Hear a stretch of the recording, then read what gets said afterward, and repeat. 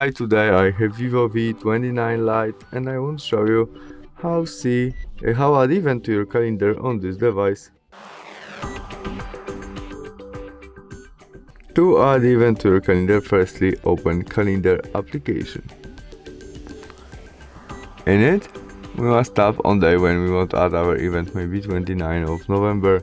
In this part we choose on our plus icon and event. First step, you can add title of your event. In this part we can access this event to group about what is it about our events, family or something like that. There we can turn on, turn off, it will be all day event, or we can set it when event starts and finish.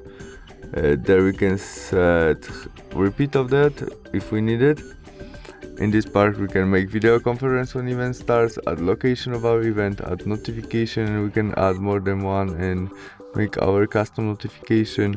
We can change color about this notification to this event, description and attachment. After you set all you need, press save, and that's all. We have our event in our calendar. Thanks for watching, bye!